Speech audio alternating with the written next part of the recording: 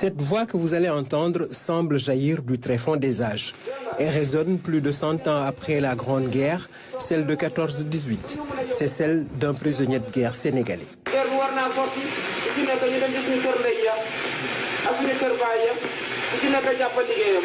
Le nombre de ces enregistrements tourne autour d'un demi-millier. Et même si le son grésille, on est fasciné devant les récits de ces anciens combattants défiant le temps.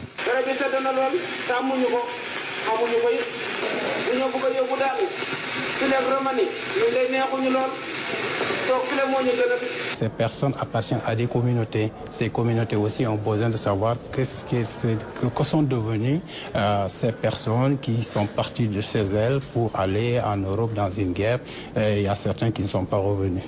Beaucoup ne sont pas revenus en effet de ces terres froides d'une Europe unique qui pourtant a fait appel à la force noire d'horizons différents avec une mosaïque linguistique. Les langues, ici par exemple au niveau du Sénégal, il y a le Wolof, il y a le Pulaar, il y a le Moor, mais il y a aussi d'autres, quand on dit tirailleurs africains, c'est pas seulement des Sénégalais, mais il y a aussi des langues baoulées, le Hausa, le Hassania, la Mauritanie, il y a aussi le german. Dans les années 40 déjà, ces ressources audio avaient commencé à intéresser des chercheurs européens qui en ont fait une exploitation sous le prisme de l'idéologie coloniale. The sound recordings were made during the First World War, which was a colonial situation.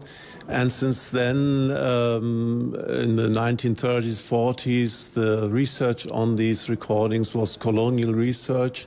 And we've thought about it a long time to give the recordings to the IFON, the African institution, so that we can sort of decolonize the research on the sound recordings, which I think is a very important step.